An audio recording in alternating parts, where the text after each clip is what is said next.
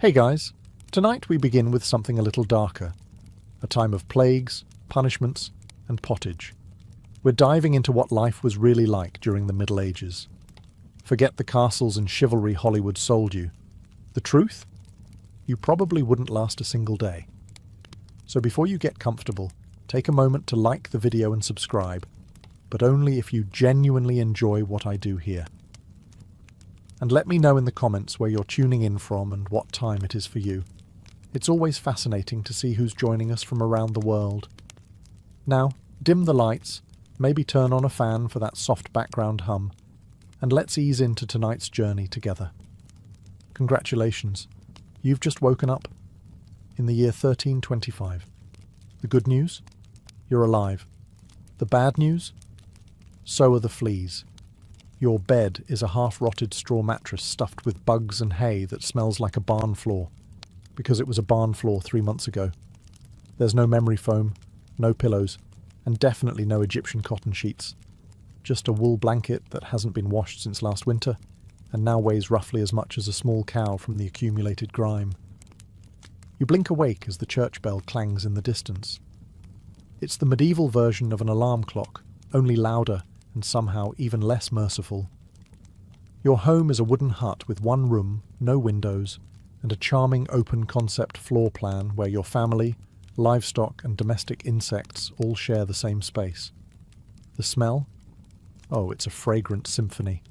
A subtle blend of stale beer, human sweat, goat, and something you pray isn't mold, but know in your soul probably is.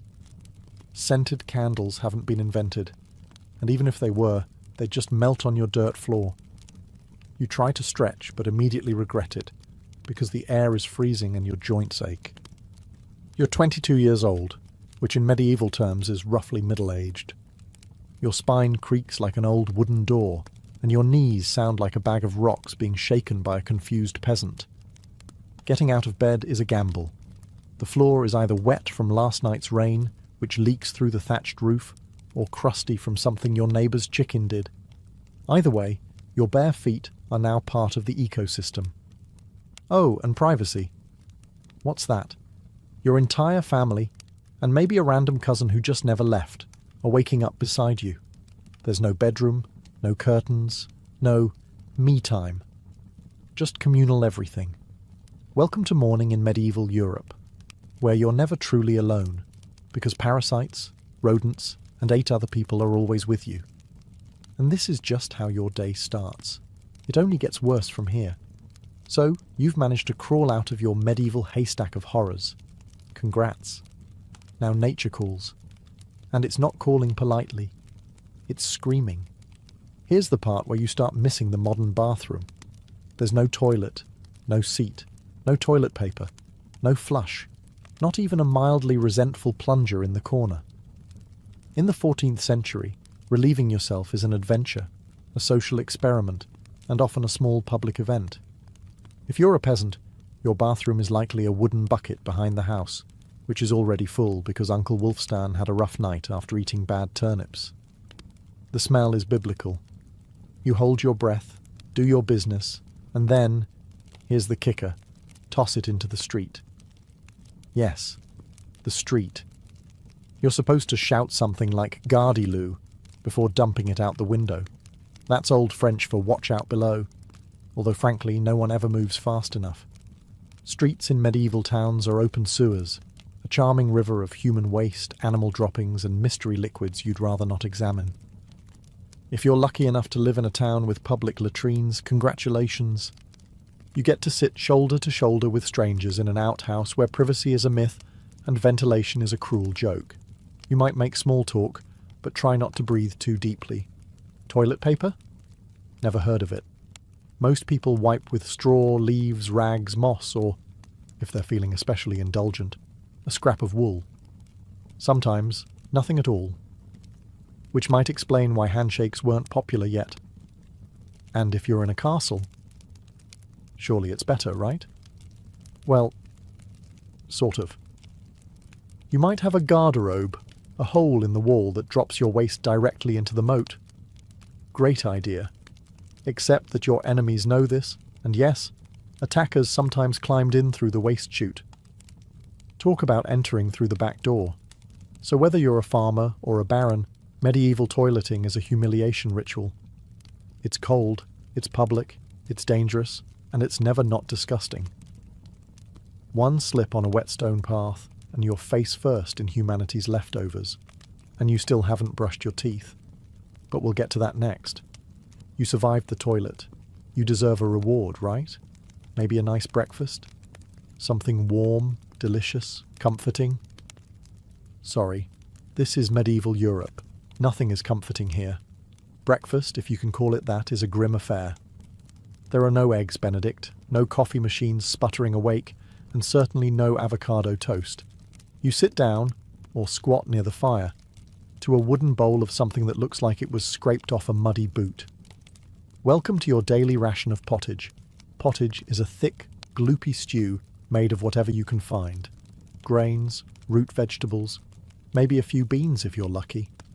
It's been simmering in the same pot for days, sometimes weeks, and new ingredients are just dumped on top of the old ones. It's less of a recipe and more of an ongoing edible experiment. On the side, a hunk of bread so hard it could deflect arrows. It's made from coarse rye or barley flour, often bulked up with sawdust, ground up acorns or other creative ingredients, because wheat is a rich man's fantasy. This loaf is not your friend. You don't slice it, you negotiate with it. What about drinks? You're not sipping orange juice or an oat milk latte. You're drinking beer. Yes, beer. At 6 a.m. Why? Because the water is teeming with parasites and filth. So you start your day with weak ale, low alcohol, high survivability. Kids drink it too.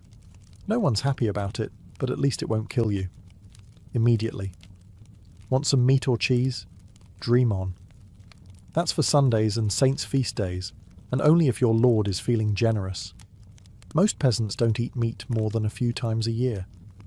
As for fresh fruit, only when it's in season and not already fermented into wine. And don't even think about spices unless you're royalty. A pinch of pepper costs more than your monthly wages. Salt is valuable enough to be locked away. So you chew your gritty bread, gulp your medieval beer, and try not to think about the rat that may have nibbled your porridge in the night. Breakfast doesn't energize you. It just happens to you. And now that you're properly underfed, it's time to work like your life depends on it. Because it absolutely does. So, you've eaten your sad medieval breakfast, and now it's time to get dressed. Not that it'll help. Your wardrobe consists of exactly one outfit. One. It's a rough wool tunic or linen shift that you've worn every day for months, possibly years. There's no such thing as seasonal fashion. There's just wear this until it disintegrates or gives you a fungal infection. Underwear? Optional. If you're lucky, maybe a linen undertunic. If you're not, well, you're going commando under layers of scratchy, sweaty wool, all lovingly stitched together by someone who probably had no idea what a seam was supposed to look like. There's also no washing machine, no soap, and absolutely no dry cleaner in sight. So your clothes are stained, stiff, and scented, like a compost pile that's been left to marinate in a pigsty. Even if you wanted to wash them, it's not easy. You'd have to haul water from a river or, well, heat it over a fire, scrub your tunic on a board with ashes or lye, and hang it in the sun, which is out approximately 3 days a year. And don't get me started on shoes. If you own any, they're made of untreated leather, barely stitched together, and offer as much arch support as a banana peel. Most peasants just go barefoot, through mud, through dung, through medieval landmines, aka sharp rocks and disease puddles. All this means one thing. Your skin hates you. You itch constantly. Fleas, lice, and bedbugs live rent-free on your body. Everyone has them. Nobles, lousy, monks, itchy, children, walking insect farms. No one escapes. You'll be scratching your armpit with a wooden spoon while chatting with the local priest, and no one will even bat an eye. Your skin is raw from rubbing, your scalp a battlefield of bites, and if you develop a rash, well, too bad. There's no dermatologist, no hydrocortisone, no one to tell you it's probably scabies. You just keep on suffering. And if you're lucky enough to not get an infection, great. That rash will simply accompany you for the next 6 months like an unwanted medieval sidekick.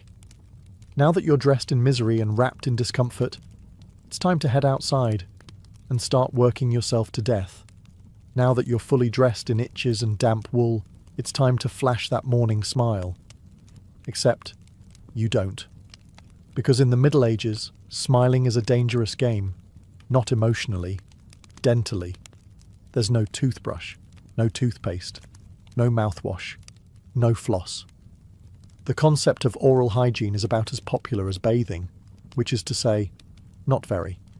Some people might chew on a twig or rinse with wine or vinegar, but for the most part, your teeth are on their own, and they're not doing well. By the time you hit your mid-20s, your smile looks like something pulled from a haunted crypt. Cavities are rampant, gums are swollen. And those aren't just food stains on your teeth. That's decay. You have more rot in your mouth than a medieval root cellar. Sugar, while not yet everywhere, is becoming more common among the rich. Imported at great cost, mostly used in small cakes or to show off wealth. If you're a noble, congratulations. You get to rot your teeth faster than the peasants. If you're poor, you'll do it slowly over time with fermented bread, gritty porridge, and years of hard chewing. Toothaches? Get used to them. They're like medieval weather, always there in the background. The kind of pain that makes you consider praying, drinking, or pulling the tooth out yourself with a pair of pliers. And that's not a joke. That was the actual treatment. Dentists didn't really exist, but barber surgeons did. Yes, the same guy who cuts your hair is also pulling your molars out by candlelight with an iron hook and zero anesthesia. Infected tooth? Hope you like fevers, because without antibiotics, it can easily turn into sepsis and kill you. From a toothache. That's right. The same thing that sends us to a pharmacy today could be your funeral in the 1300s, and there's no relief on the social front either. Kissing? Good luck. Halitosis, bad breath, is everywhere. If you're single, you're not judged by your smile. You're judged by your land and your livestock. In short, your mouth is a battlefield, and it's losing the war. Now that your teeth are throbbing, let's head outside. Because your real job, the one that will break your back, is just getting started. Time to head to work. Except there's no office, no desk, no coffee break, and no chance of promotion. Your job, if you're like 90% of the population, is simple. Don't die while labouring for someone else's comfort. You're a peasant. Congratulations. That means you work the land that belongs to a lord who probably doesn't remember your name. You rise with the sun and stop only when it disappears behind the trees. Your tools? A wooden hoe, a rusty sickle, and whatever bones are still intact in your body. There's no weekend. There's no clocking out. There's only sunrise to sunset, 6 days a week. Sunday is off, but only if you're not harvesting, fighting off raiders, or praying feverishly for your infected toe to stop turning black. The work is brutal. Fields are ploughed by hand or with oxen, if you're rich enough to afford one. You dig ditches, sow seeds, pull weeds, and carry water until your spine begins to resemble the letter S. No one cares if you're tired. No one's asking how your mental health is doing. If you're a woman, surprise. You don't just do field work. You also care for children, clean, cook, spin wool, feed animals, and pretend your husband's lice infestation isn't slowly migrating to your side of the bed. Children? They start helping out around age 5. No school, no toys, just a tiny wooden rake and a dream of one day not dying of the flu. And if you're one of the few who isn't a farmer, maybe you're a blacksmith, a tanner, or a cooper. Great. You still work with fire, chemicals, or animal guts all day in poorly ventilated sheds. The pay? Basically survival. The perks? Occasional bleeding. Break a bone? Too bad. Get a fever, drink some warm beer and keep going. You can't afford to stop. Not even for a day. Because if you don't work, you don't eat. And if you don't eat, well, medieval Europe has a solution for that. It's called being replaced. So you grip your shovel, ignore the blisters, and keep digging. Because in the Middle Ages, your job isn't a career, it's a slow-motion endurance test. Now that your back is on fire from labouring in the fields, let's talk about the weather. Because in the Middle Ages, temperature is less about seasons and more about ongoing punishment from the sky. Let's start with winter. There's no insulation, no central heating, and no weatherproofing. Just wooden walls with gaps you could throw a chicken through. Your windows? Covered with cloth, not glass. The fire in the hearth? Nice in theory, but you don't have enough firewood to keep it going because wood is expensive, and gathering it from the forest is sometimes illegal. Yes, you can be executed for picking up the wrong stick from the wrong forest.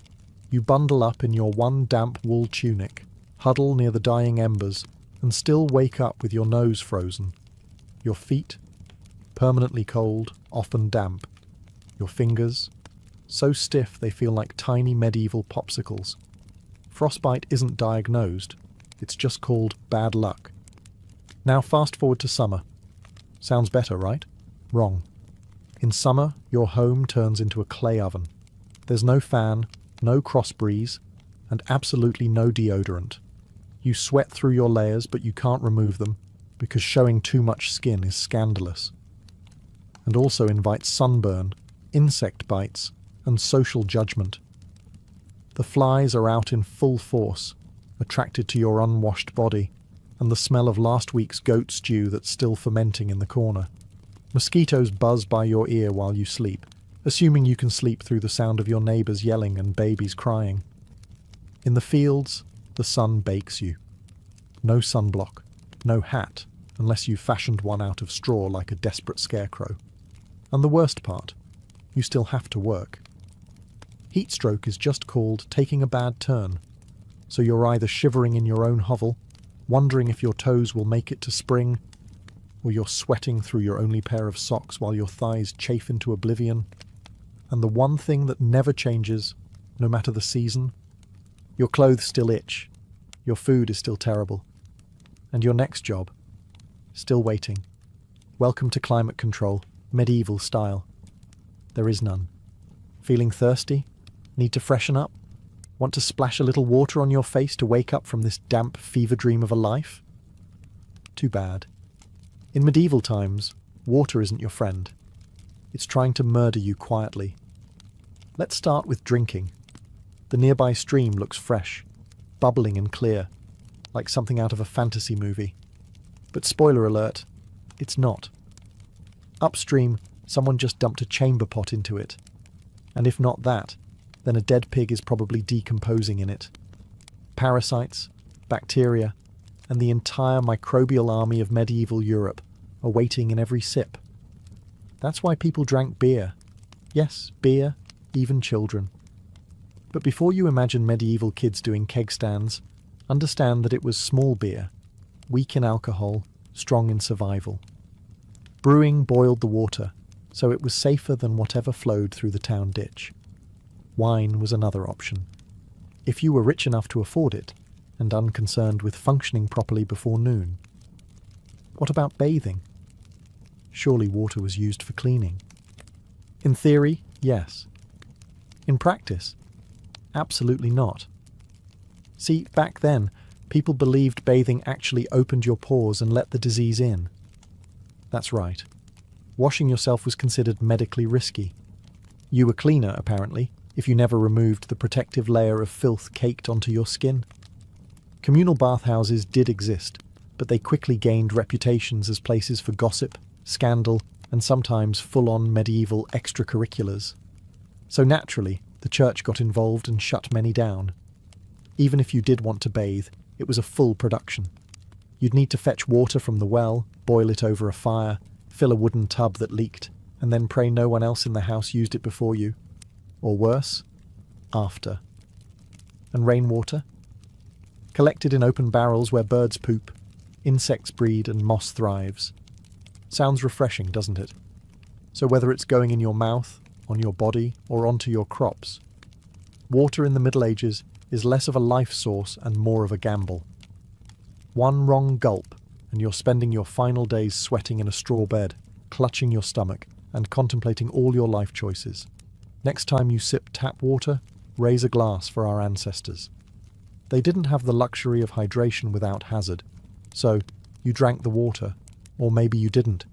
Maybe you just stubbed your toe on a rock shaped like disappointment. Either way, you're sick.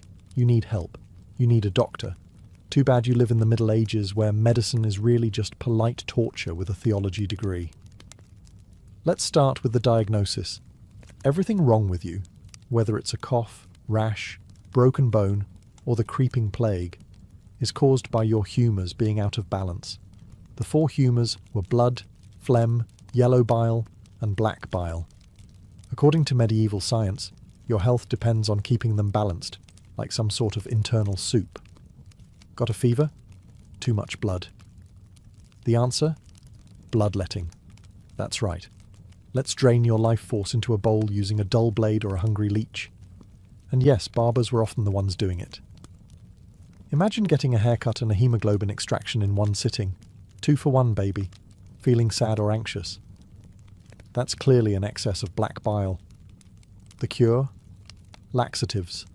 Maybe a warm herbal purge. Or just prayers and a cold compress while everyone avoids eye contact with you and starts carving your coffin.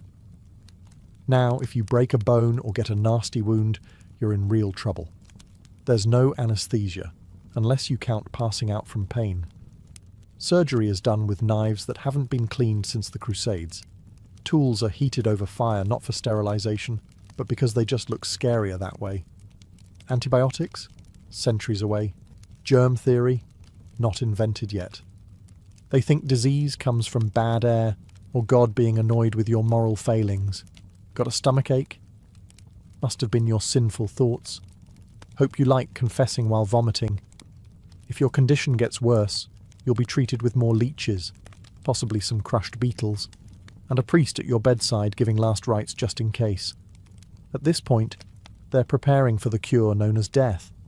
And if, by some miracle, you recover, everyone just assumes God took pity on you. The doctor takes full credit, and the leech gets promoted. So yes, in the Middle Ages, medicine is less about healing and more about surviving the cure. After a long day of labour, lice, and leeches, it's finally time to eat.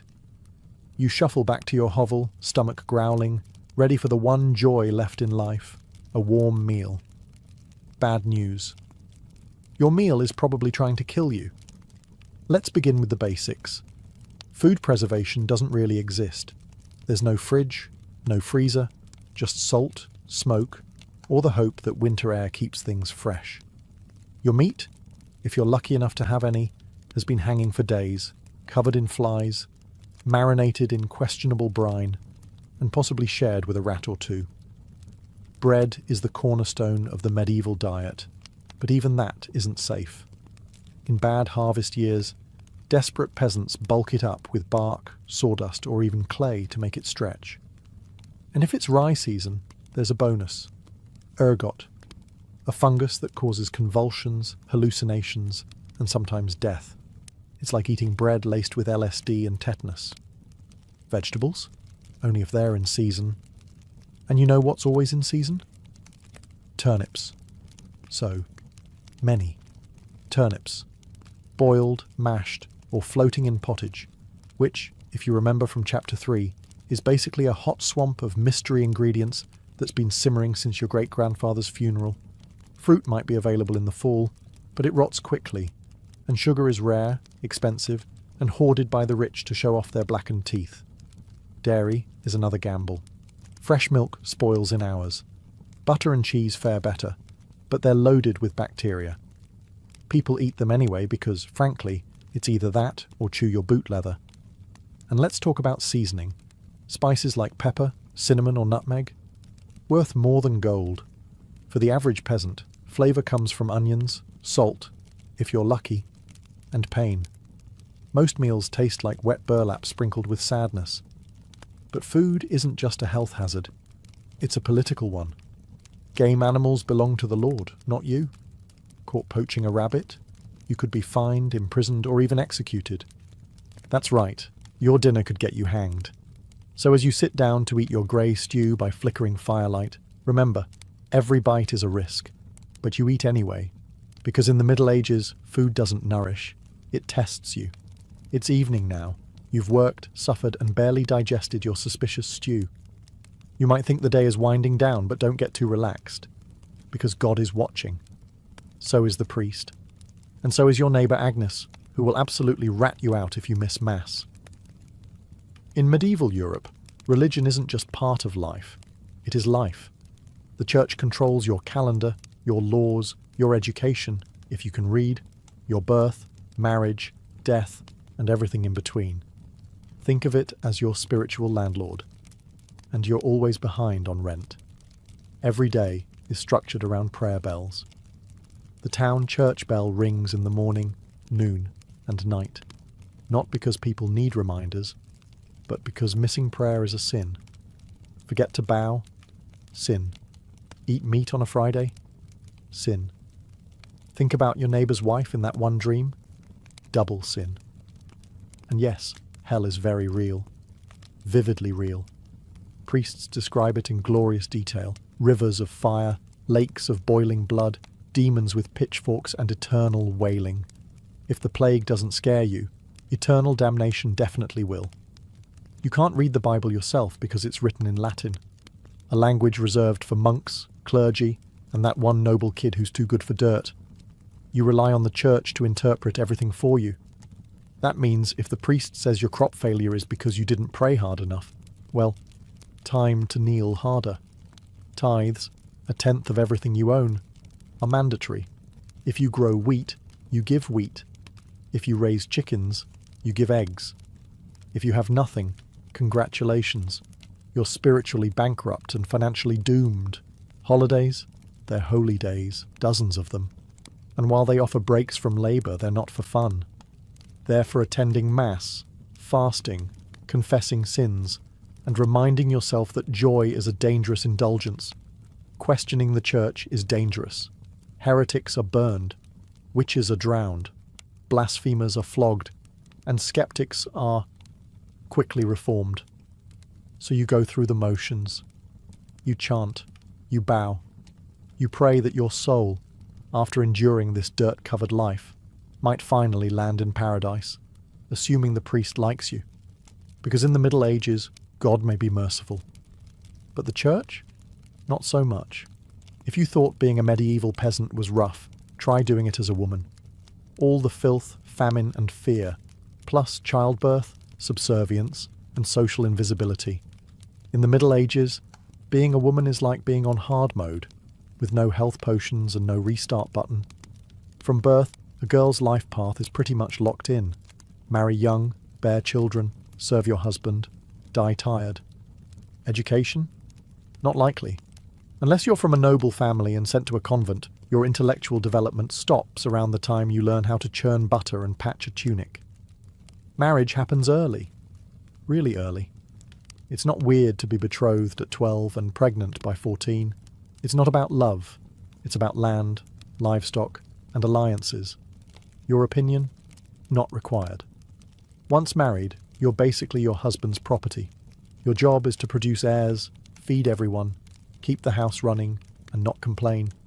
Because complaining might get you branded a nag, or worse, a witch. That label comes with a complimentary drowning or burning, depending on local fashion. Childbirth is a death lottery. There's no prenatal care, no sterile tools, no anesthesia. Midwives do their best, but even minor complications can mean death for the mother, the child, or both. Some women survive 10 pregnancies. Many don't survive too, but don't worry. Once the baby is out, your work increases. Now you have a screaming infant in a lice-ridden hut, and you're expected to nurse, cook, clean, and still help in the fields. You don't get a break. You are the break. For everyone else. If you're unmarried, you're suspicious. If you're widowed, vulnerable. If you're outspoken, dangerous. Women who didn't conform were often accused of witchcraft, especially if they had herbal knowledge, a strong personality, or just looked at someone funny on a rainy Tuesday. Even in the church, your role is limited.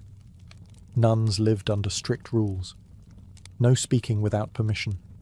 No freedom of movement. And your spiritual worth? always ranked below men. In short, if you're a woman in the Middle Ages, you're expected to endure, obey, reproduce and suffer in silence, ideally while smiling.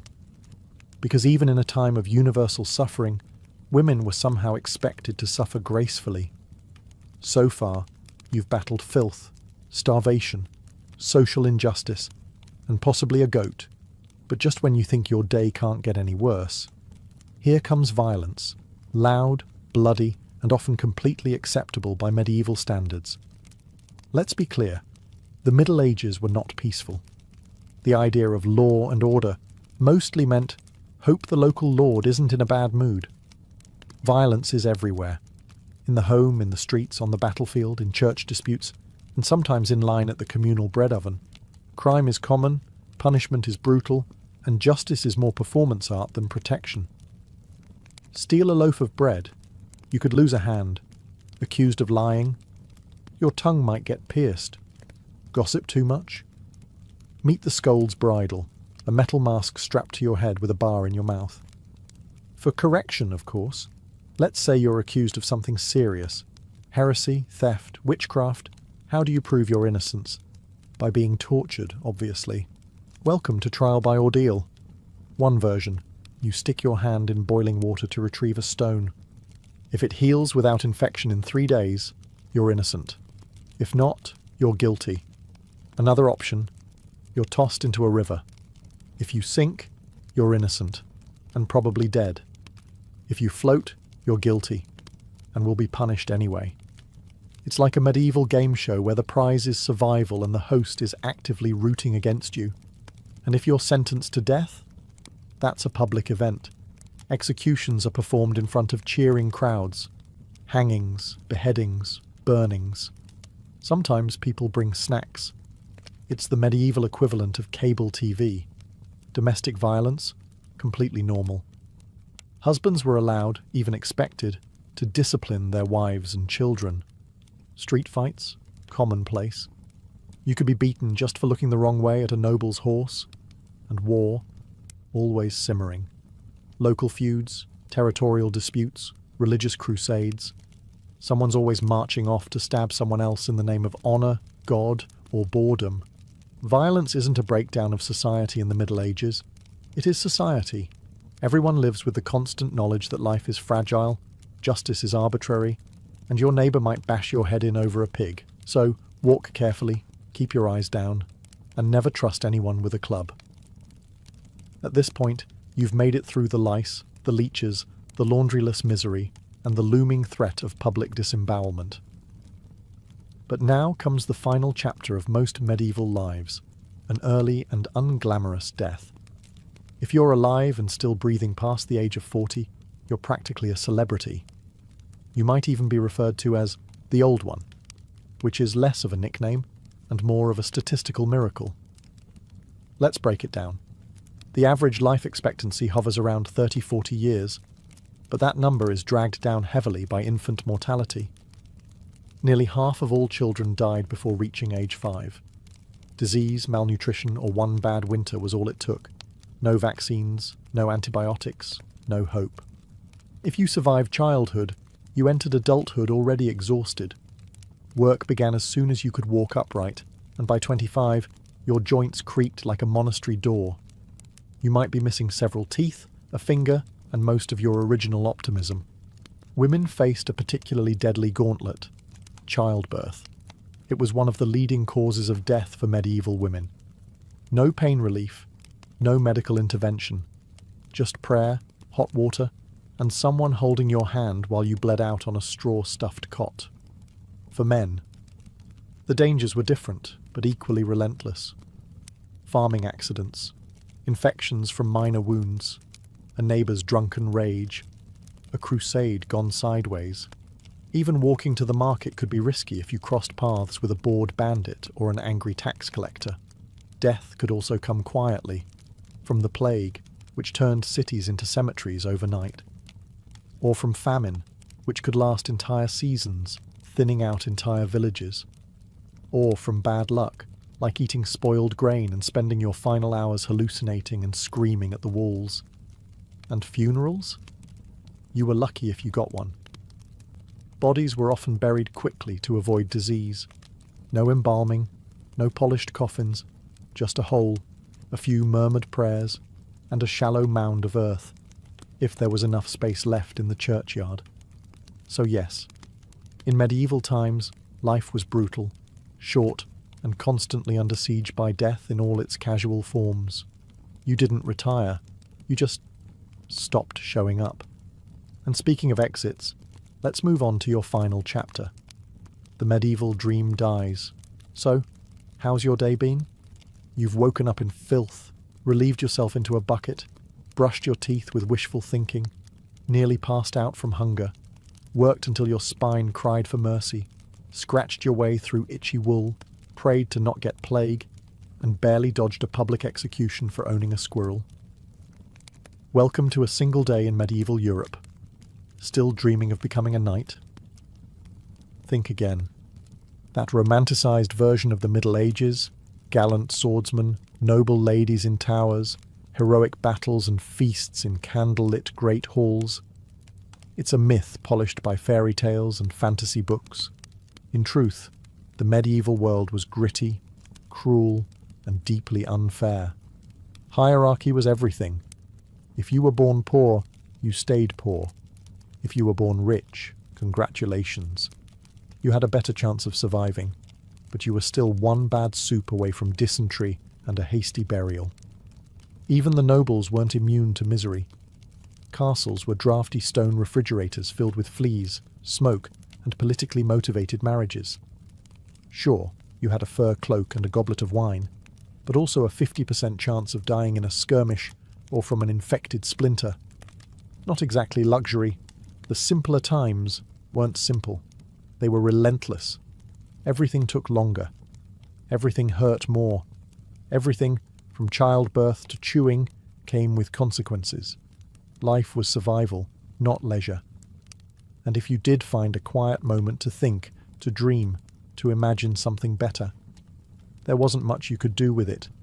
No upward mobility, no modern medicine, no internet to Google, what's this weird rash? You lived, suffered, worked, and died within a 10-mile radius of where you were born. But here's the wildest part. Through all of this, people still laughed, sang songs, told stories, fell in love, and found meaning. Not because life was easy, but because humans are stubborn like that. Even in the darkest chapters, they made space for light. So tonight, when you slip into your clean bed with indoor plumbing, antibiotics, and central heating, maybe say a quiet thank you to the modern world, and to your ancestors who fought rats, famine, and feudalism, so you wouldn't have to. Long before she was Catherine the Great, Empress of all Russia, mistress of reform, and icon of ambition, she was simply Sophie. Born Sophie Friederike Augusta von Anhalt-Zerbst in 1729, she was the daughter of a relatively obscure German princely family. Her tiny duchy in Pomerania offered little in terms of power, but Sophie herself. She had something no title could provide: razor-sharp intelligence, relentless charm, and a quiet, burning hunger for greatness. Her upbringing was strict.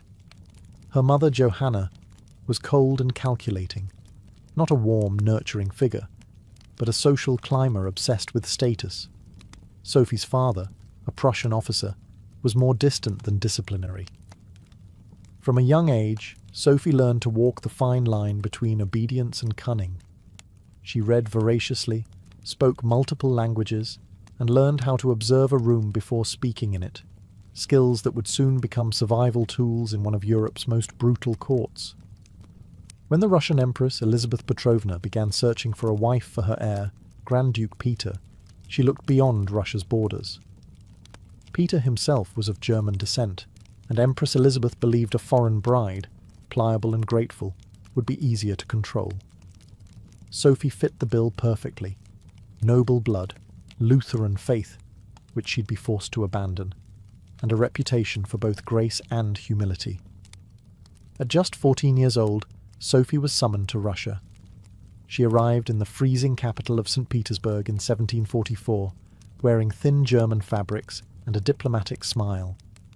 Her mother pushed her forward like a chess piece. Sophie, however, had her own game in mind. To become acceptable in Russian society, she converted to Orthodoxy, taking the name Ekaterina Alexeyevna, Catherine. The ceremony was public, symbolic, and life-altering. She wasn't just changing religions. She was burning the bridge behind her, stepping into a foreign empire with no way back. No one watching that quiet teenage girl in a fur-trimmed coat could have predicted what would come next. Betrayal, revolution, enlightenment, and empire. But from the moment Sophie stepped foot in the Russian court, she stopped being a pawn and began planning how to become a queen. Catherine's marriage to Grand Duke Peter was meant to secure her place in Russian royalty, but from the very beginning, it felt more like a cage than a crown. Peter, heir to the Russian throne, was not the dashing prince of fairy tales. Awkward, immature, and obsessed with toy soldiers, he was far more interested in playing war games in his chambers than governing an empire, or showing affection to his new wife. Some accounts even suggest he refused to consummate the marriage for years. He idolized Frederick the Great of Prussia and resented the Russian court that had adopted him. In contrast, Catherine embraced Russia with a fierce determination. She learned the language, studied its history, and memorized Orthodox rituals. She wanted to belong. Peter wanted to escape. This mismatch wasn't just emotional, it was political. The Russian court was a viper's nest of gossip, paranoia, and brutal power games. Empress Elizabeth still ruled with absolute authority, but her health was in decline. Everyone knew a transition was coming, and everyone had an agenda. Catherine was watched constantly. Her letters were read, her friendships monitored, and her every move scrutinized. She couldn't trust her husband, her mother, who was still whispering in her ear on behalf of foreign interests, or even her servants. In this world, alliances could turn into accusations overnight. But Catherine was no fool. She learned to play the court's games quietly, cultivating allies in the shadows. She charmed military officers, made friends with scholars, and developed a reputation for dignity and restraint, a stark contrast to her husband's childish tantrums and open contempt for Russian traditions. Behind closed doors, Catherine began reading Enlightenment thinkers like Voltaire and Montesquieu. While others saw her as a young consort, she was building a vision, not just for herself, but for Russia, a nation of strength, education, and reason. But there was one problem. The longer Peter lived, the longer Catherine remained in limbo, a powerless wife to a man unfit to rule. So she waited, observed, and planned. She knew the Russian throne wouldn't be inherited. It would have to be taken. In 1762, after nearly 2 decades of waiting, watching, and quietly manoeuvring, Catherine saw her moment and seized it with breathtaking precision. Empress Elizabeth had died, and Peter, now Peter III, was finally Tsar. But his reign began unravelling almost immediately. In just a few short months, Peter alienated the church, offended the nobility, insulted the army, and lavished praise on Prussia, Russia's longtime enemy. He reversed key policies, humiliated the clergy, and talked openly about divorcing Catherine to marry his mistress. The court, already wary of his erratic behaviour, turned cold. The army, filled with generals loyal to Catherine, grumbled in corridors. Even ordinary Russians, devout and patriotic, saw Peter as a foreign puppet who mocked their traditions. Catherine, watching all of this unfold, made her move. In July of that same year, while Peter was away at his summer palace, Catherine launched a bloodless coup d'etat.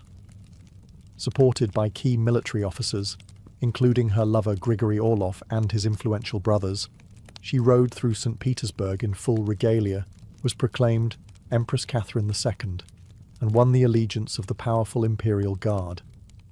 Peter, caught off guard and without allies, surrendered within days. He was taken into custody, and shortly after, found dead under mysterious circumstances. Officially, it was reported as a hemorrhoidal colic. Unofficially, it was murder. Catherine was now empress, not by birth, not by marriage, but by will, wit, and audacity. It was unprecedented.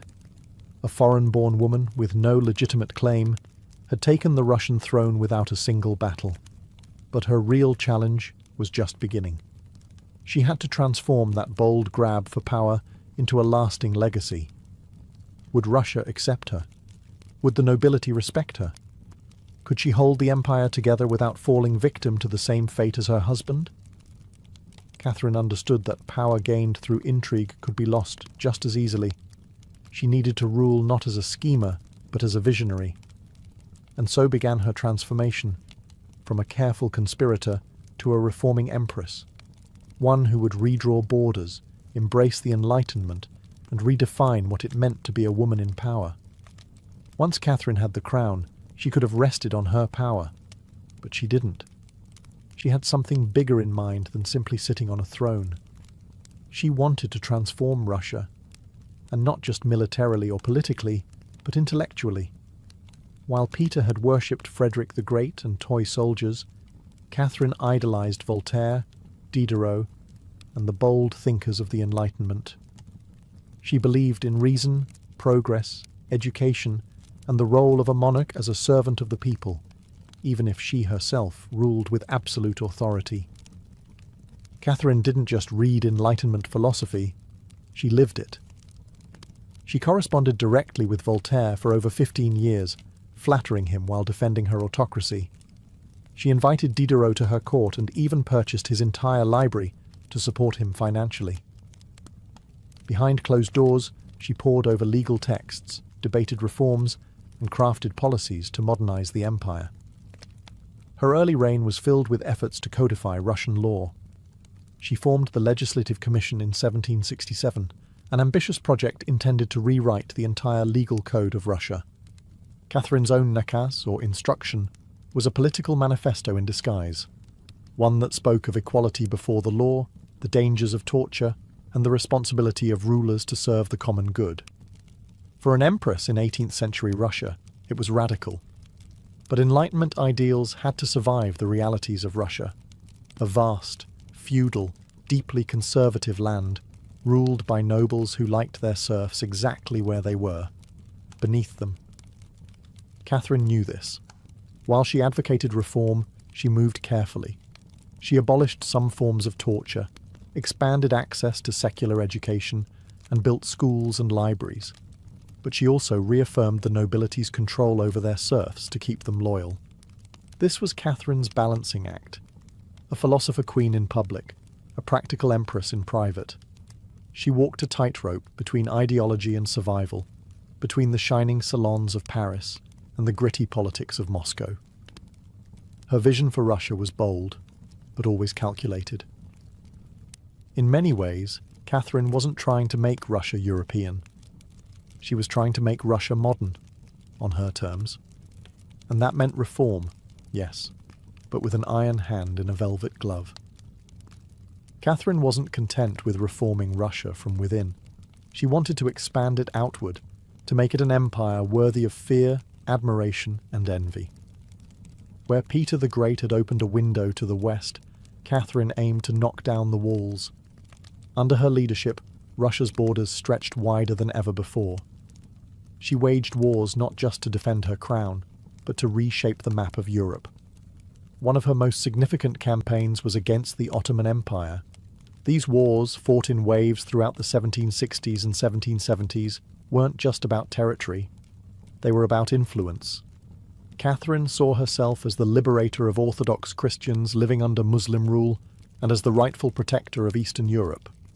Under generals like Alexander Suvorov and Grigory Potemkin, Russia captured key regions including Crimea, the northern coast of the Black Sea, and access to warm water ports, something Russian Tsars had coveted for generations. These victories weren't just military, they were symbolic. With each conquest, Catherine sent a message. Russia was no longer the distant, backward cousin of Europe. It was a continental force. She also turned her gaze westward. In a series of deals and diplomatic maneuvers, Catherine participated in the partitions of Poland, carving up the struggling Polish-Lithuanian Commonwealth along with Austria and Prussia. By the end of the Third Partition in 1795, Poland was erased from the map, and Russia claimed vast new lands and millions of new subjects. But Catherine didn't just conquer with armies. She also colonized with ideas.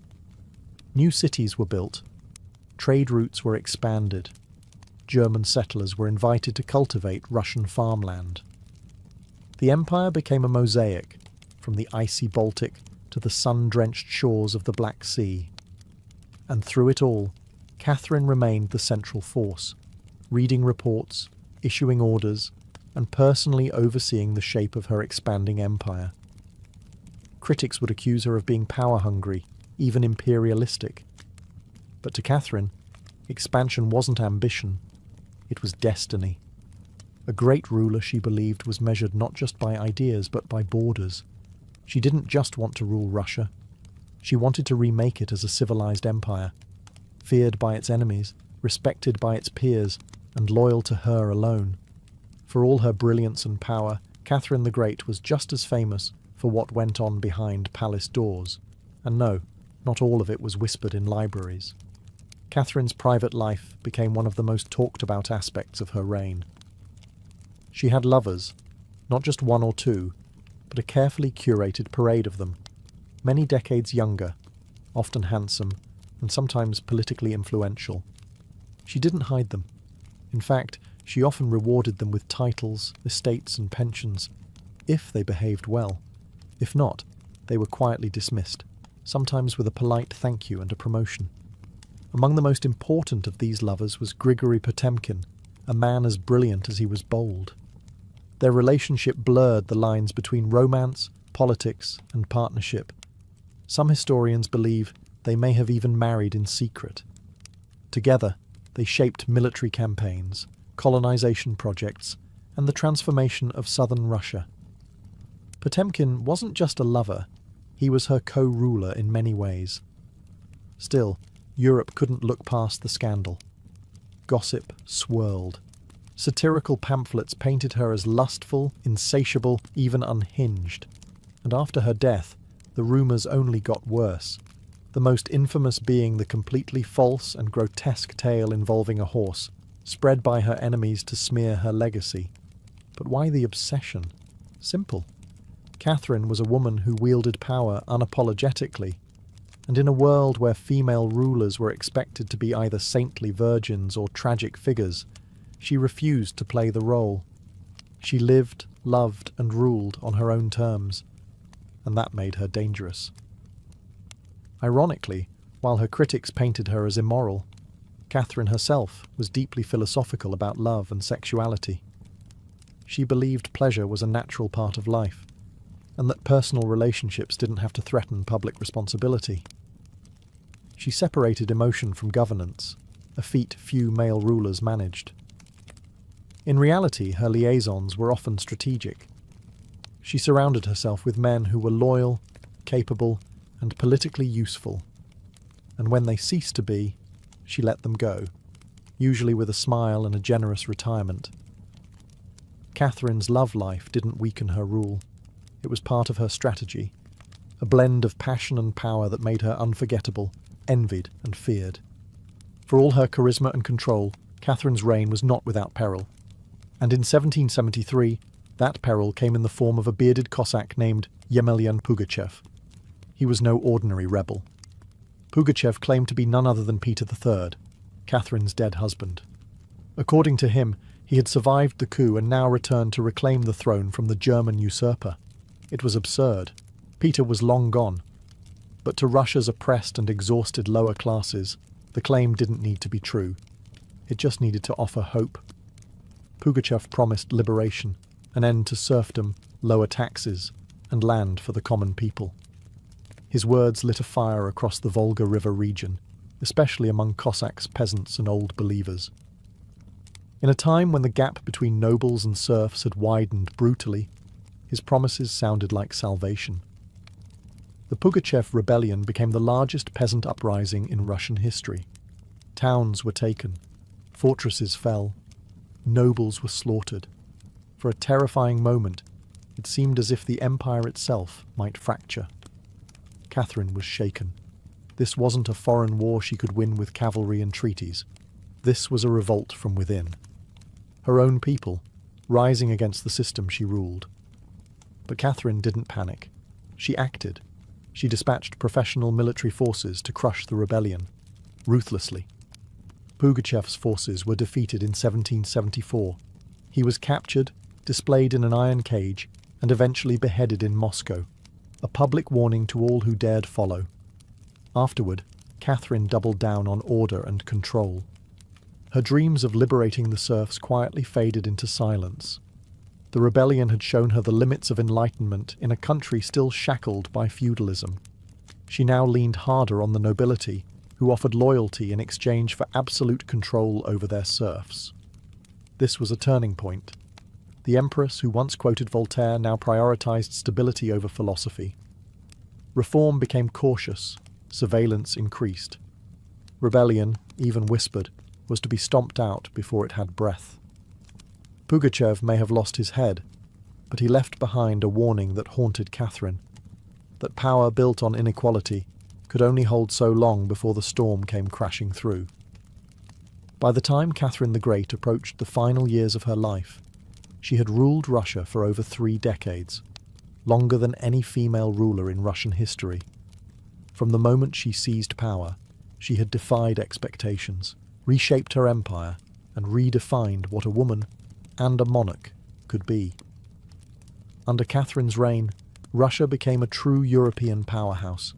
Its territory expanded by over 200,000 square miles, swallowing Crimea, parts of Poland, and stretches of the Black Sea coast. These weren't just military wins, they were strategic pivots, securing warm water ports and reshaping trade. But her legacy wasn't only drawn on maps.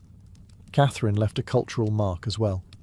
She helped found the Hermitage Museum, amassed one of the greatest art collections in Europe, and corresponded with the greatest minds of the Enlightenment. Her court became a centre of sophistication, art, and intellectual ambition. In a country often viewed as backward by Western Europeans, Catherine put Russia firmly on the cultural map. She modernized education, founding schools for girls, and promoted the printing of books. She introduced smallpox inoculation to Russia, even publicly receiving the vaccine herself, an act of scientific bravery in her time. Yet, her reign was also one of contradictions.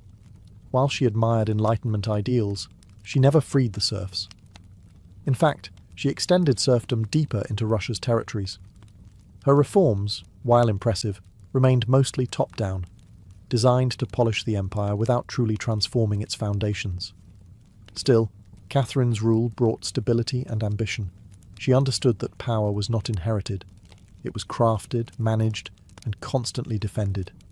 She ruled not by divine right, but by force of will, political brilliance, and relentless calculation. She was called many things: a usurper, a tyrant, a reformer, a seductress. But above all, she was effective. When she died in 1796, Russia was wealthier, larger, and more formidable than it had been in centuries. She left behind a throne secure, an empire expanded, and a legend that would endure for centuries. Catherine didn't just reign, she ruled, with intellect, strategy, and an unapologetic grip on history. And in doing so, she became more than an empress. She became a myth. For all her power, expansion, and enduring legacy, Catherine the Great was still, at her core, a woman navigating a man's world and reshaping it in her image. Behind the imperial portraits and state decrees was someone deeply aware of how precarious her position was. She was not born Russian. She came to the throne through a coup. She ruled an empire that didn't want a woman in charge, and yet she not only endured, she thrived. Catherine was never content to be ornamental. She read constantly, wrote endlessly, and never stopped learning. Her daily schedule was intense. Hours of reading reports, corresponding with foreign powers, editing state papers, and managing a court filled with rival factions. She wasn't content to simply sit on the throne. She worked the throne like a stateswoman born to it. She was also, in many ways, lonely. She surrounded herself with courtiers, lovers, and artists, yet wrote in her memoirs of how few people she could truly trust. Her son Paul, whom she distrusted and kept away from state matters, grew into a man she feared would undo all her progress. Her greatest emotional partnership, with Grigory Potemkin, faded into deep friendship, but his death in 1791 left a wound that never truly healed. Catherine crafted her image carefully. She understood the power of narrative, and wielded it better than most monarchs of her age. She posed as Mother of Russia, enlightened monarch, warrior empress, and lover of the arts. But beneath those roles was a woman who had endured rejection, betrayal, scandal, and rebellion, and kept going. When she died in 1796, she left behind an empire transformed, but also questions. Could she have done more to end serfdom? Were her Enlightenment ideals compromised by politics? Was she more reformer or ruler? History remembers her by the title she never gave herself: the Great. It wasn't because she was flawless, or kind, or just. It was because she took power and wielded it on her own terms, in a time and place where women weren't supposed to have any. She didn't just wear the crown, she rewrote what it meant to deserve one. In the humid depths of the Chiapas jungle in southern Mexico, the ruins of Palenque whisper stories from the ancient Maya world. Towering temples rise above the canopy, their limestone faces eroded by time, but still brimming with secrets. And in 1994, one of those secrets revealed itself. A team of Mexican archaeologists, led by Fanny Lopez Jimenez, was surveying Temple Threed, a relatively modest pyramid, next to the more famous Temple of the Inscriptions, the burial site of the mighty king Pakal the Great. Temple Threed wasn't expected to hold much, until they noticed something odd: a sealed, hidden chamber beneath the structure. No looters had touched it. It was pristine. When the archaeologists broke through and lowered themselves inside, they found a stone sarcophagus resting in silence. The air was heavy with the weight of centuries. As they opened the lid, red dust rose like smoke. Brilliant, shocking red. The interior was covered in powdered cinnabar, a toxic mercury sulfide used ceremonially by the Maya. And lying within that crimson cloud was the skeleton of a woman. She had been buried with care and reverence. Her bones were fragile but intact, her skull still wearing a jade mask, and her body surrounded by funerary offerings. Necklaces, diadems, ear spools, all crafted from jade and shell. Everything about the burial screamed royalty. Yet no name was inscribed, no glyphs identified her. It was one of the richest female burials ever found in Mesoamerica. And yet, it was a total enigma. Why was she buried in red powder? Who was she? Was she a queen, a priestess, or perhaps even Pakal's wife? The researchers called her the Red Queen, and the name stuck.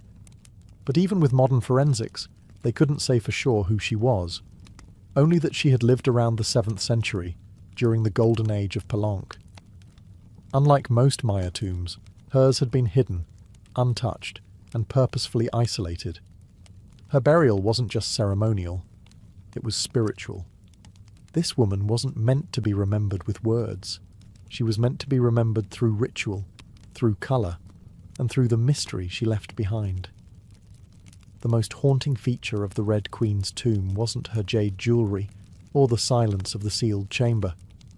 It was the red dust. A thick layer of powdered cinnabar covered everything: the sarcophagus, the walls, her bones, even the offerings around her. It clung like blood to stone. To the Maya, this was no accident.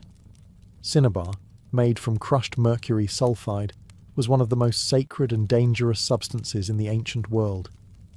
Its vibrant red colour wasn't just visually striking, it symbolised blood, rebirth, and the life force that connected the human and divine realms. Red was sacred. It was the colour of sunrise, of sacrifice, of life emerging from death. And it wasn't just symbolic, it was spiritual. Covering the dead in cinnabar was a ritual meant to transform the body, preserving it not for eternity, but for transition. In Maya belief, death wasn't the end. It was a passage, a crossing into another cosmic layer. And so the Red Queen, whoever she was being prepared not just for burial, but for deification. But there's another layer to this. Cinnabar is toxic. Repeated exposure can lead to mercury poisoning, tremors, hallucinations, even death. The Maya likely didn't understand the chemistry, but they felt its potency. It was volatile, powerful, dangerous. To bathe a corpse in it was to declare this person was no ordinary mortal. In Palenque, very few were buried with cinnabar. Pakal the Great, the mighty king whose pyramid dominates the site, was one. His body, like hers, was also saturated in the red powder. That detail alone drew speculation. Was the Red Queen his wife? His mother? Or someone of equal divine status? Her skull had been placed on a layer of jaguar skin, another sacred symbol. Around her, bone needles, obsidian blades, and miniature jade figurines hinted at rituals performed either during her life or in her honor at death. Every part of her burial told a story without words, a story of power cloaked in secrecy, a woman prepared to cross into the underworld, not in silence, but in ceremony, drenched in the colour of sacrifice. Surrounding the Red Queen's crimson-drenched remains was a world of silence, broken only by the gleam of jade, shell, and obsidian. These were not mere ornaments. They were offerings, each one carefully chosen to accompany her on the journey to the Maya afterlife, the Xibalba. At her sides were jade necklaces, heavy and cold, their polished surfaces still radiant after 300 years underground. Jade was not just beautiful, it was sacred. The Maya considered it a symbol of eternal life. It represented the green of maize, the vitality of the jungle, and the breath of the gods. Only the elite were buried with jade. For the Red Queen, it covered her chest, wrists, and ears, a clear sign that in life she wielded influence, perhaps even divine favour. One of the most haunting objects was the jade funerary mask, placed delicately over her face. Unlike the golden death masks of Egypt, this one was subtle, constructed from dozens of tiny mosaic tiles, arranged to mimic the contours of her skull.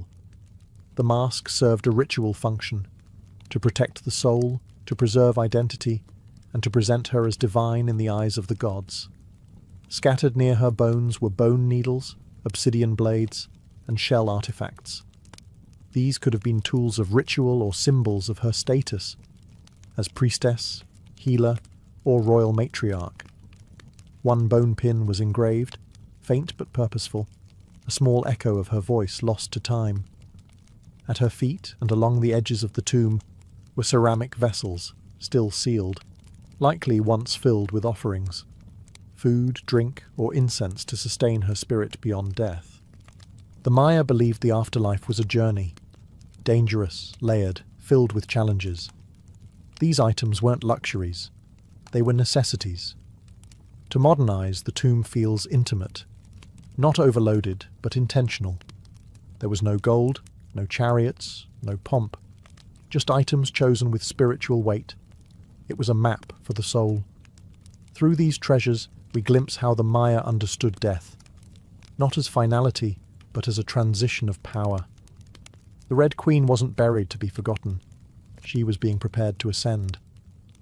For all the grandeur of her tomb, the Red Queen left behind one haunting void. No name. No inscriptions adorned her sarcophagus. No glyphs on the walls identified her. She was clearly someone powerful. But who? From the moment her tomb was opened, scholars began trying to connect the dots. The most compelling theory? That the Red Queen was Tsakbu Ajau, the wife of Kinich Janab Pakal, known today as Pakal the Great, the most famous ruler of Palenque. Tsakbu Ajau was more than just Pakal's consort. She was born into nobility and married into Palank's royal dynasty at a young age. She bore at least 3 sons, all of whom held high status, and she played a key ceremonial role during her husband's reign. If anyone could be buried with such honor, it was her. Supporting this theory was the tomb's location, just a few feet away from Pakal's own grand burial in Temple of the Inscriptions. The proximity suggests a deliberate pairing, husband and wife, rulers even in death. And then there's the cinnabar. Only 2 burials in Palank were found with such intense cinnabar coverage, Pakal and the Red Queen. It's unlikely this was coincidence. But here's where the mystery deepens. DNA tests were conducted on both sets of remains in hopes of confirming the connection. But the results? Inconclusive. The woman's bones showed no direct maternal link to Pakal, but that didn't rule out a spousal relationship. After all, marriage does not require shared blood. Some have argued she could have been Sakkuk, Pakal's powerful mother, who ruled Palank before he came of age. Others suggest she may have been a high priestess, or a sister, or a royal ancestor whose name has simply been lost to history's erosion. Still, the evidence points most strongly to Tsakbu Ajau, a queen by title, a mother of kings, and a spiritual counterpart to Pakal. The lack of a name may not be an oversight. It may have been intentional. In Maya cosmology, the soul lived on not through monuments, but through ritual, symbol, and the whispers of the earth.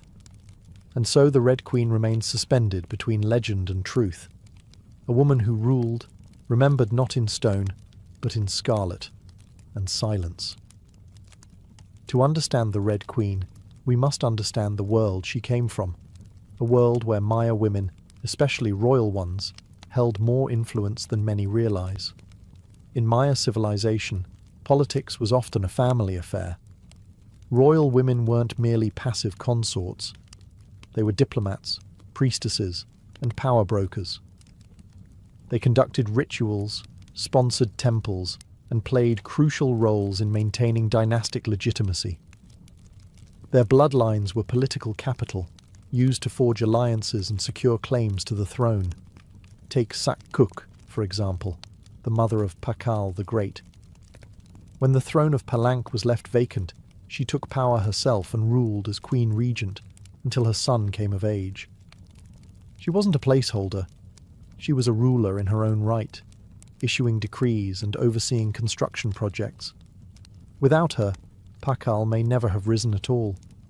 And she wasn't an anomaly. Across the Maya world, in places like Yaxchilan, Naranjo, and Calakmul, inscriptions show women performing major ceremonies, engaging in warfare diplomacy, and sometimes ruling outright. They were often portrayed in stelae and murals, dressed in elaborate headdresses and regalia, standing beside kings as equals, or sometimes above them. Their words were carved in glyphs. Their names were remembered, until they weren't. By the time Spanish conquistadors arrived centuries later, much of that memory had eroded.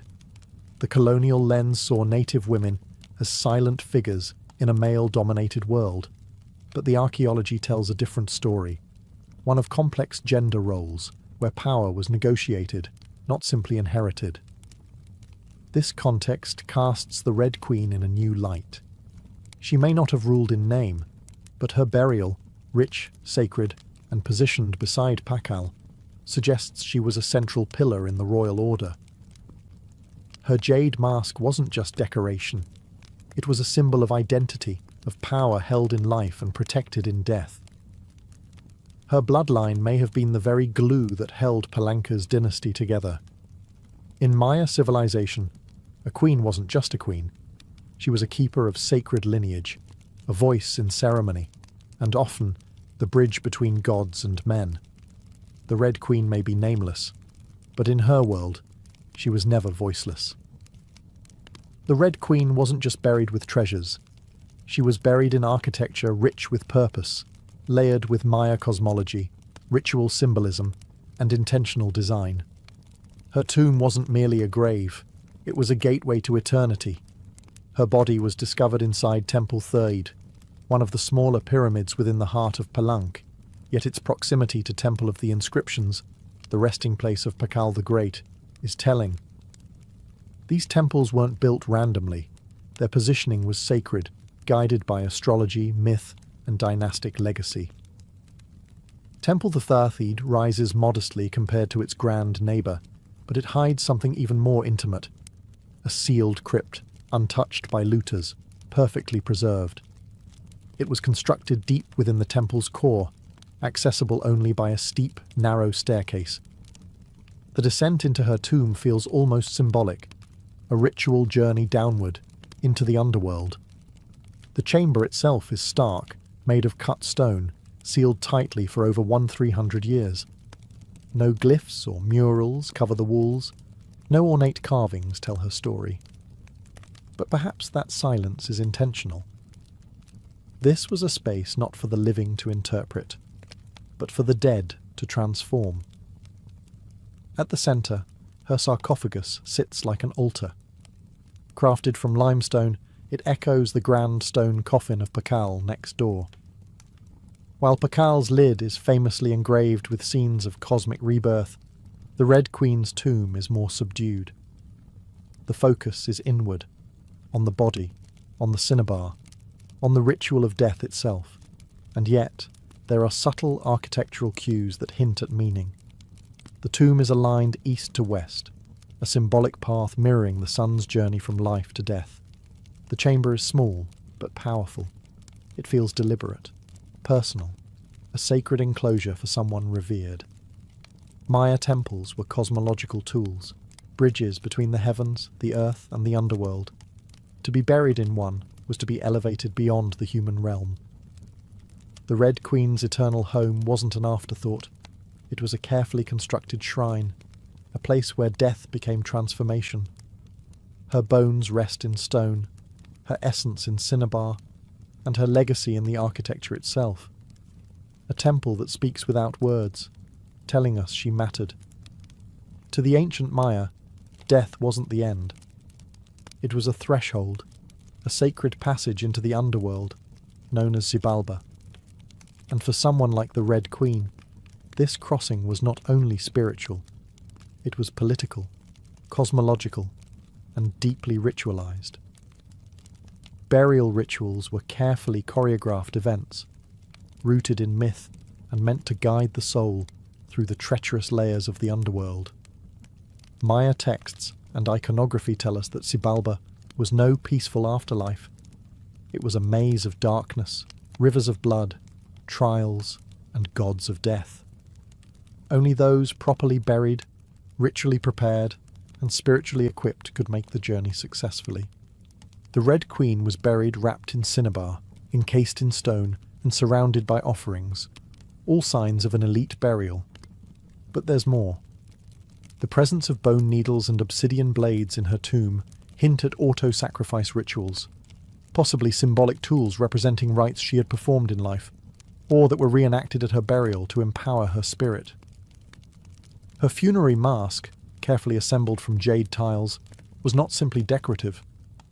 It may have served as a spiritual vessel, preserving her face and identity as she journeyed into the afterlife. In Maya belief, the face was a mirror of the soul, and the soul needed to be recognized by the gods. The ceramic vessels surrounding her may have once held chocolate, maize, water, or even pulque, to nourish her in the next world. Other items, like stingray spines or shell trumpets, could have represented spiritual tools, calls to the gods, or tokens of ritual communication. Burial wasn't just a goodbye. It was a transformation. The Maya believed in cycles, death as seed, burial as planting, and the afterlife as rebirth. Kings and queens were often seen as earthly incarnations of gods, and in death they returned to those divine origins. The Red Queen, covered in the colour of blood, entombed in a pyramid and honoured with offerings, was being prepared for rebirth, not as a mortal, but as a being tied to the sacred order of the cosmos. Her burial wasn't the end of her story, it was the beginning of her legend. Just a few steps away from the Red Queen's final resting place lies one of the most iconic tombs in Mesoamerica, that of Kinich Janab Pakal, known simply as Pakal the Great. His burial inside the Grand Temple of the Inscriptions is celebrated for its artistry, scale, and deeply spiritual symbolism. But what makes the Red Queen's tomb so extraordinary is not only what was inside, it's where it was found. Her sarcophagus was hidden within Temple Threed, directly adjacent to Pakal's monument. In a city like Palanque, where every temple was carefully positioned to reflect cosmic principles, this closeness was no coincidence. It was intentional, a statement etched in stone. Many scholars believe the Red Queen was Tzakbu Ajau, Pakal's queen and trusted consort. While her tomb lacks inscriptions, the similarities between their burials are striking. Both wrapped in cinnabar, both entombed in pyramids, both buried with jade, and both treated with extreme reverence. These rituals mirror each other, as if two halves of a sacred narrative. Pakal's lid famously depicts him falling into the underworld tree, a cosmic scene of death and rebirth. The Red Queen's simpler tomb contains no such iconography, but the symbolism lies in the pairing itself. If Pakal represented the sun, journeying through the underworld at night to rise again, then the Red Queen may have represented the moon, the feminine force that follows its own mysterious path in the sky. Together, they embodied a cosmic duality, masculine and feminine, king and queen, sun and moon, order and ritual. In Maya mythology, rulership was not singular, it was relational. Harmony in the cosmos required balance, and that balance extended into the dynastic court. By placing the Red Queen beside Pakal, the Maya were preserving not just a marriage, but a cosmic partnership. Their proximity in death may have mirrored their roles in life, a queen not behind, but beside her king, sharing not just a throne, but a legacy. In their tombs, they speak without words. Two souls, wrapped in cinnabar and stone, joined across eternity, one of history's most sacred silences. Though her name was lost to time, the Red Queen of Palanque endures, not as a forgotten relic, but as one of the most enigmatic and powerful women of the ancient world. Her tomb, sealed for over 1,300 years, now whispers across centuries, inviting questions that echo louder with every discovery. She represents a mystery that still resists full understanding. We may never know exactly who she was. No glyph carved her name. No stela told her story. And yet, the care in her burial, the richness of her offerings, the symbolism of her crimson-drenched bones, all speak of a woman profoundly important. Not merely as a wife or consort, but as someone who held real influence, spiritual weight, and royal blood. Today, the Red Queen forces us to re-evaluate assumptions. She's a reminder that in the ancient Maya world, women were not silent. They led rituals, governed cities, and shaped dynasties. While kings like Pakal have long taken the spotlight, the Red Queen's re-emergence reminds us that power did not belong to men alone. It flowed through mothers, queens, priestesses, and visionaries. Her legacy is more than the treasures she left behind. It's the conversation she started among archaeologists, historians, artists, and storytellers. Every jade bead, every layer of cinnabar, every architectural choice in Temple Threed tells us something deliberate. This woman mattered, and perhaps that's the most extraordinary part of her story. Not what we know, but what we still don't.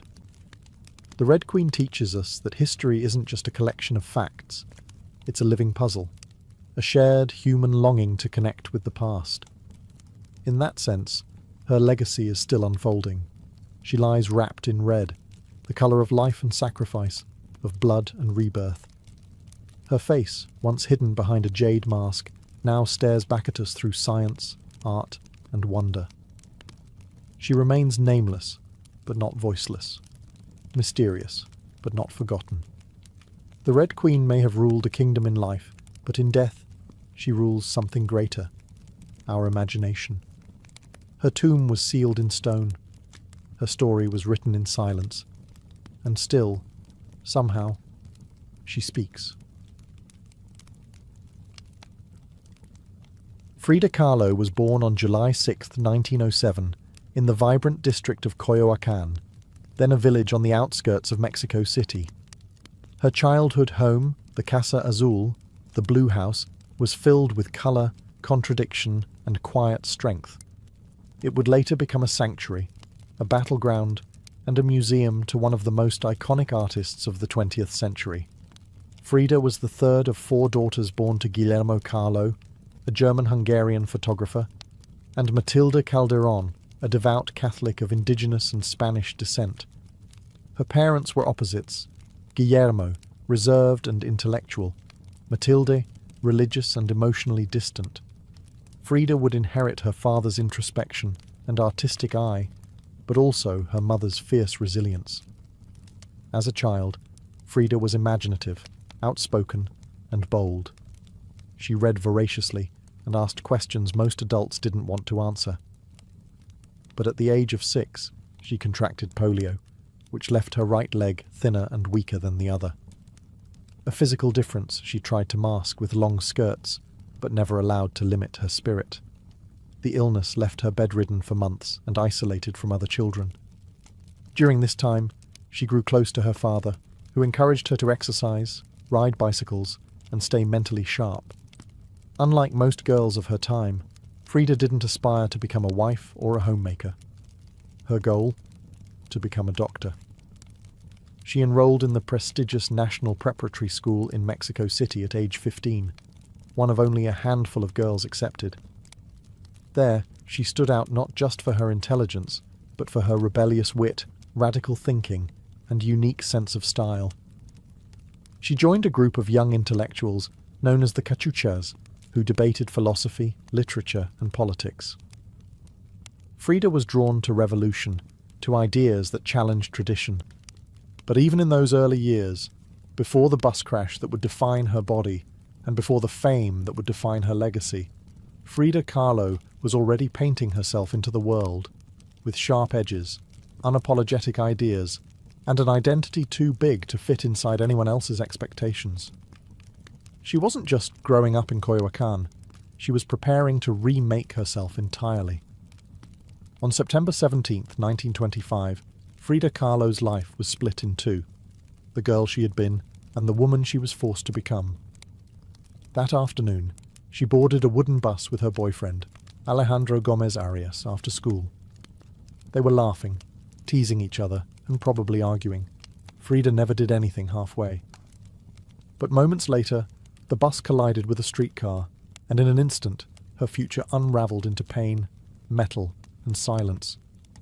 The crash was horrific. The streetcar crushed the bus against a wall, splintering wood and flinging passengers. Frida was impaled by an iron handrail. It entered her left hip and exited through her pelvis. Her spinal column fractured in 3 places. Her right leg shattered, her foot dislocated. Her collarbone and ribs broke. Her shoulder was dislocated. Her abdomen was pierced. She was just 18 years old. A man covered her with a borrowed overcoat. Someone else noticed her body was sparkling, not from blood, but from the gold powder she had been carrying in a pouch. It had exploded on impact, dusting her broken form in what looked like glittering ash. Frida was taken to the Red Cross hospital and underwent numerous surgeries over the following months. She spent weeks in a body cast, flat on her back, immobile, writhing with infection and uncertainty.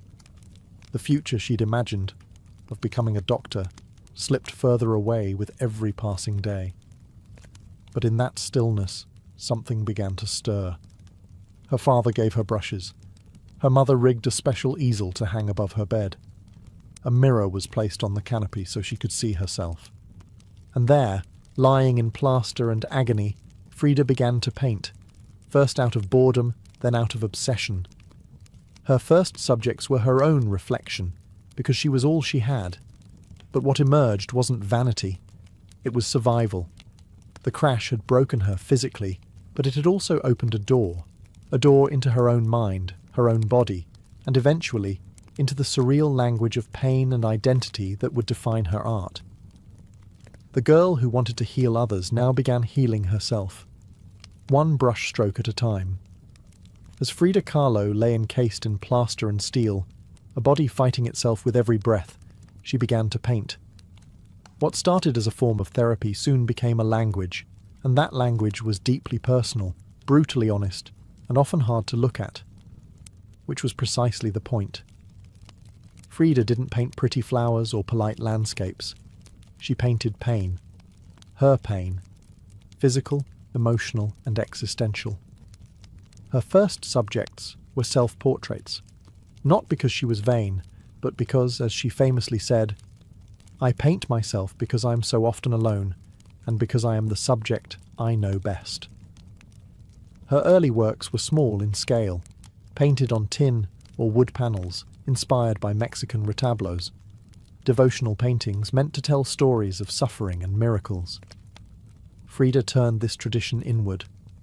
Her body became the canvas. Her emotions became the altar.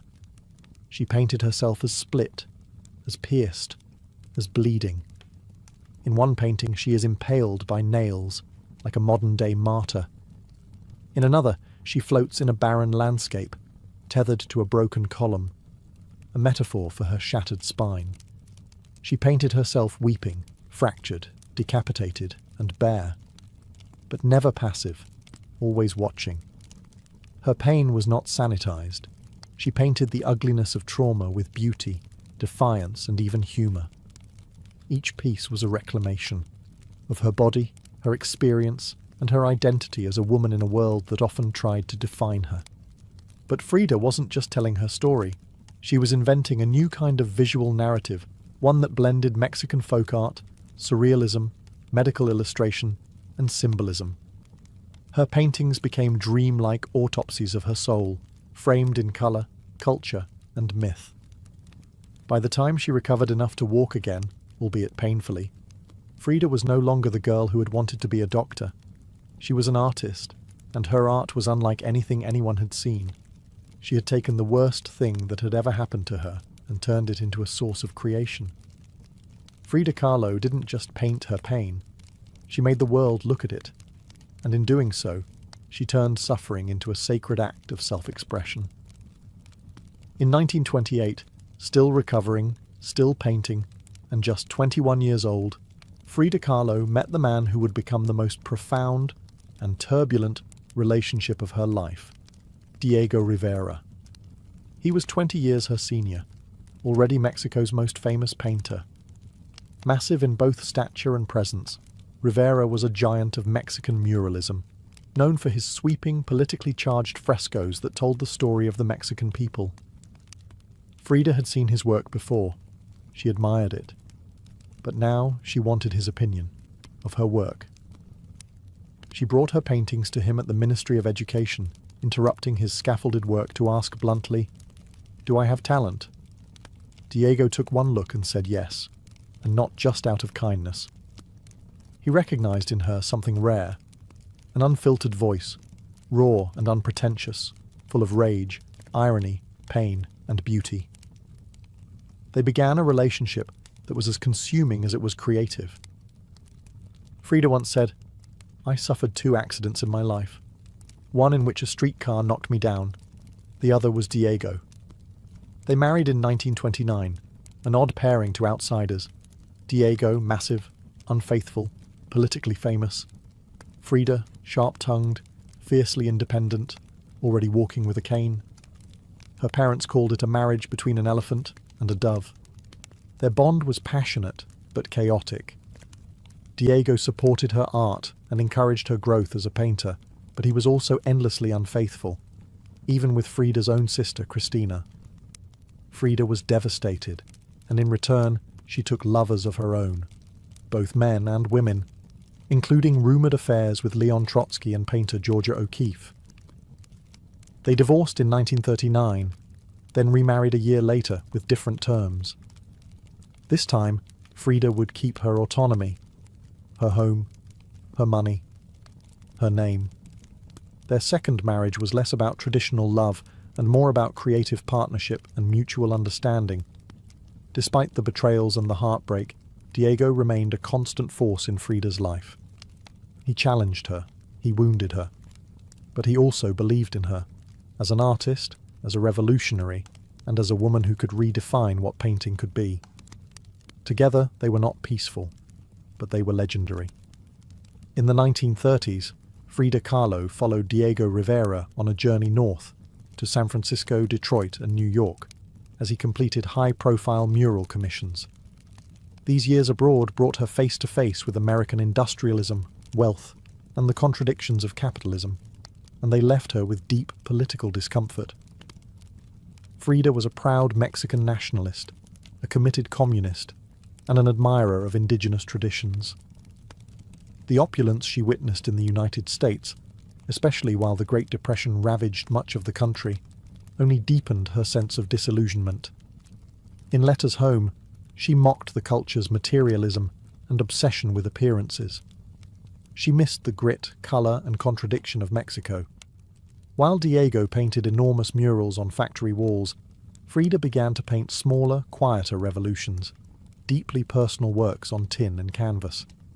Her style solidified, sharp, surreal, emotional, and intimate. It was during this time that she produced some of her most iconic self-portraits. Frida didn't just paint herself for vanity. She painted herself to survive. Her identity became her landscape. With her body constantly in pain, from her accident, multiple surgeries, and a failed pregnancy in Detroit, she turned inward. Her portraits showed her bleeding, fragmented, exposed. Yet her face was always calm, always direct, unapologetic. One of her most powerful works, Henry Ford Hospital, shows her lying on a hospital bed, crying, surrounded by floating symbols of loss. A fetus, a snail, medical equipment, a cracked pelvis. It was raw, graphic, and deeply emotional, a canvas that bled with truth. Back in Mexico, Frida immersed herself in leftist politics. She and Diego welcomed Leon Trotsky into their home while he lived in exile. Frida wore Tehuana dresses, traditional indigenous garments, not just as fashion, but as a political and cultural statement. Her art was never disconnected from her beliefs. Her identity, her body, and her ideology all intertwined in her work. While Rivera was painting murals of revolution, Frida painted its human cost, the body in pieces, the mind on fire, and the self always staring back. In exile and in illness, she became not just a painter of pain, but a painter of resistance. When Frida Kahlo returned to Mexico in the late 1930s, she was no longer just Diego Rivera's wife. She had become something else entirely. A force, an artist whose work radiated with raw honesty, surreal symbolism, and cultural identity. Back in her homeland, she stepped fully into herself. Her Casa Azul in Coyoacán became a sanctuary of colour and contradiction. Bright cobalt walls, yellow trim, Aztec statues in the garden, monkeys and parrots wandering freely. The house was a living extension of Frida's imagination. It was a blend of tradition and rebellion, elegance and earth. Here, she surrounded herself with pre-Columbian artifacts, ex-votos, folk art, and revolutionary books. She wore bold Tehuana dresses, wove flowers into her hair, and painted amid the scent of copal incense and the sounds of mariachi on the street outside. This period marked an explosion of creativity. Her paintings became more intricate, more symbolic, and more political. Works like the two Fridas revealed a divided self, one in European dress with a bleeding heart, the other in indigenous clothing, strong and composed. It was Frida's visual autobiography, a portrait of love, loss, and heritage. In 1939, she exhibited her work in Paris, where artists like Picasso, Breton, and Kandinsky praised her fiercely original style. But even among the surrealists, Frida stood apart. When André Breton tried to label her as one of their own, she pushed back. "They thought I was a surrealist," she said. "But I wasn't. I never painted dreams. I painted my own reality." She painted Mexico, not the romantic postcard version, but the living, breathing country she adored. Her work pulsed with symbolism, skeletons, hummingbirds, hearts, thorns, corn, and blood. She honored the indigenous roots of her homeland while unmasking the violence of its past and present. But even as her artistic voice grew stronger, her health continued to decline. Multiple surgeries, infections, and chronic pain became daily realities. Still, she painted through it, propped up in bed, torso bound in corsets, fingers clenched around the brush. Frida had returned to Mexico not to rest, but to reclaim her power, through paint, through politics, and through her fearless embrace of the self. As the 1940s wore on, Frida Kahlo's body continued to betray her. Her spine was deteriorating. Her right leg was constantly infected. She underwent more than 30 surgeries in her lifetime, often in grueling succession. At times, she was bedridden for months, encased in body casts or immobilized by traction devices that stretched her bones apart. But still, she painted. Each canvas during these years became both a release and an act of resistance. Her works grew darker, more defiant. She painted with a clarity sharpened by pain, refusing to hide behind metaphor. In The Broken Column, she presents herself split down the middle, her body pierced with nails, a cracked ionic column replacing her spine. Yet her face is stoic, her gaze unflinching. Pain for Frida was no longer just a subject. It was her companion, her antagonist, her muse. Her political voice also grew louder. She joined the Mexican Communist Party, marched in demonstrations, wrote fiery letters, and called out imperialism and injustice. When her health no longer allowed her to walk, she appeared at protests in a wheelchair, defiantly holding signs and shouting slogans. In 1953, Frida was given her first solo exhibition in Mexico, a long overdue celebration of her art. But her health was so fragile, doctors told her she couldn't attend. So she did what only Frida would do.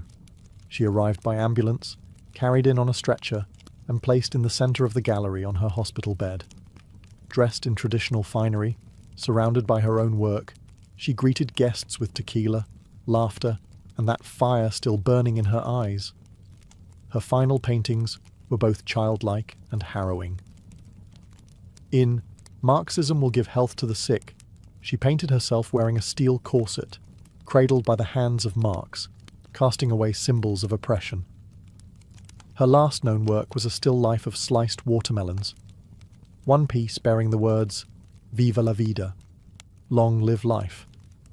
Even in the face of death, she remained defiant, joyful, and political. Frida Kahlo's last portraits weren't just self-portraits. They were acts of revolution, painted in pain, but always signed with life. On July 13, 1954, at the age of 47, Frida Kahlo died in the same place she had been born, La Casa Azul in Coyoacán. The official cause was listed as a pulmonary embolism, but those closest to her whispered of something deeper. She had been ill, yes, but also exhausted. By pain, by surgeries, by the long war with her own body. Just days before, she had attended a political protest against the CIA-led coup in Guatemala. Weak and wheelchair-bound, she insisted on going, her clenched fist raised in the air. Revolution remained her final heartbeat. Her last diary entry was brief but piercing. "I hope the exit is joyful, and I hope never to return." Frida's funeral was held at the Palacio de Bellas Artes, Mexico's most prestigious cultural institution. Her body, draped in the red flag of the Mexican Communist Party, was watched over by friends, family, artists, and revolutionaries. Diego Rivera was inconsolable. He called her the greatest love of his life, even as his betrayals had nearly broken her. But in the years that followed her death, something extraordinary happened. Frida Kahlo refused to disappear. At first, her name was whispered only in art circles. Her works weren't easy to categorize, too political for surrealists, too surreal for traditionalists. But slowly, her image, her story, and her defiance began to resonate. Through the 1970s and 1980s, as feminist scholars and activists reclaimed forgotten voices, Frida's became louder. She wasn't just a painter anymore. She was a symbol of pain turned into beauty, of feminism born through resistance, of Mexican identity celebrated without apology, of queerness, disability, revolution, and authenticity. Her face, unibrow, gaze, flowers in her hair, became iconic. Her home became a museum. Her diary became a sacred text.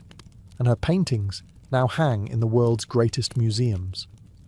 Frida Kahlo had lived much of her life in Diego's shadow. But in death, she stepped forward. She didn't just leave behind paintings. She left behind a mirror and dared us all to look, not with pity, not with fear, but with fire. Today, Frida Kahlo's face is everywhere. Printed on t-shirts, painted on murals, turned into dolls, memes, posters, and icons. Her signature unibrow, her flower-crowned hair, her direct gaze, all instantly recognizable. But what makes her legacy powerful isn't just that people know her face, it's that they recognize the truth behind it. Frida didn't try to be flawless. She didn't fit into boxes. She wasn't conventional, and she didn't care to be. In a world that demands perfection, she gave us realness. Raw, messy, vibrant, angry, joyful, contradictory realness. She celebrated what made her different: her disability, her queerness, her politics, her culture, and turned it into art that transcended borders and decades. She's become more than an artist. She's a global symbol of defiance, feminism, cultural pride, and creative resistance. For queer communities, she's a fearless bisexual icon who lived openly and unapologetically in a time that demanded silence. For women, she's a reminder that power doesn't require permission. For disabled artists, she's proof that pain can fuel the brush, not stop it. And for Mexico, she's a daughter reclaimed, fierce, folkloric, and forever part of the national soul. Her paintings, once dismissed as too strange or too personal, are now among the most revered in the world. Works like The Two Fridas, Self-Portrait with Thorn Necklace and Hummingbird, and The Broken Column aren't just seen, they're felt deeply by anyone who has ever suffered and needed to turn that suffering into something sacred. She lived in the margins and turned them into centre stage. She embraced contradiction.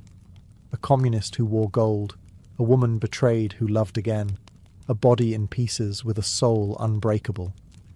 And through it all, she painted, not just with colour, but with conviction. Frida Kahlo never asked to be a symbol. She simply told the truth about herself, and in doing so, told the truth for millions of others who had never seen themselves reflected in art before. Now, when we see her face, we see courage, we see colour, we see resistance, we see Frida, not gone, but immortal.